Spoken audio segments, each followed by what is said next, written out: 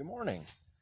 So if you've seen my videos before, I do like this idea of a Tindår Wick, but what I've used in the past to make mine, this is a carbon arrow shaft, and it's about 6 millimeters diameter. I took some jute twine and braided it, 3 strands, and twisted them together and soaked in paraffin. And this one's has been used quite a bit, and it works. It's nothing spectacular, but it certainly does the job, and I like the idea of being able to light it and get this into the fire and hold it there. But this is getting kind of short, and it was time to replace the thing. I decided to go ahead and actually purchase the überleben Tindår Wick. So I was looking at this when I made my own DIY version. So this is my first attempts to light this. It is a little windy. And so with these, first thing we have to do is we have to break up that wax on the end. Of course, these are bellows. I could use this to blow on the fire. So that's the bellow portion of it. And so I'm doing here is I can see that it is also 3 strands of rope that are been twisted together. But it is a little bit thicker rope than what I use. All right, so fluffing the ends up, usually I'd use a stone or a rock. I don't know if fluffing it on mud's going to do much good, so there I am. And we're going to try this. Now, I fortunately left my large bay light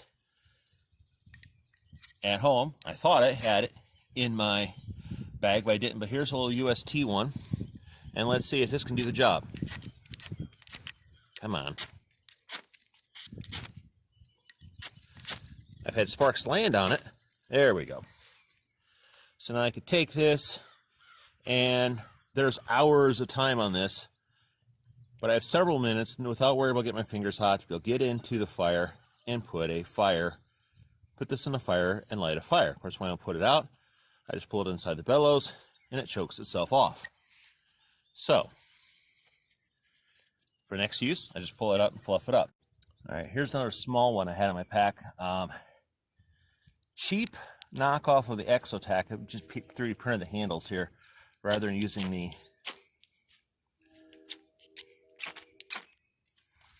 Alright, so if I can get the spark to land on it, it does burn pretty well. And again, I can extinguish it.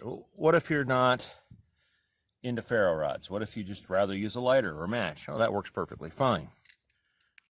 So let me demonstrate where a Tindår Wick becomes useful.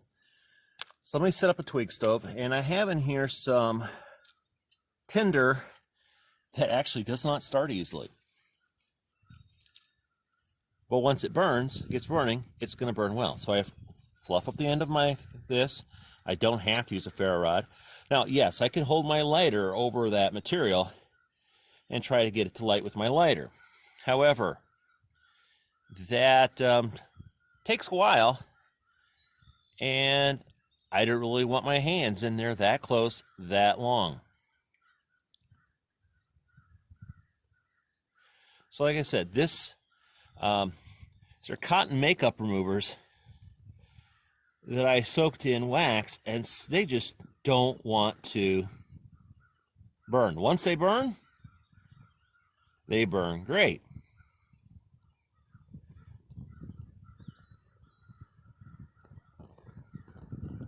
Once they get burning. Fighting the wind here a little bit, so now that's lit.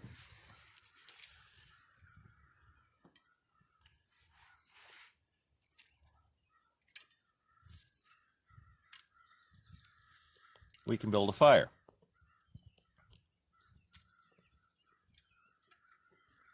Because that'll burn for a while.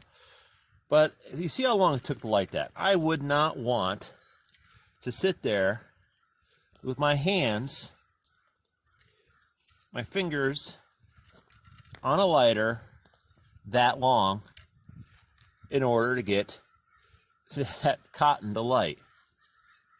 All right, so it's just, I find that using a Tindår Wick to be a much safer way to get these fire lit. And of course, this is what I was using before, and this is what I'm using now. I'm finally switched to the überleben.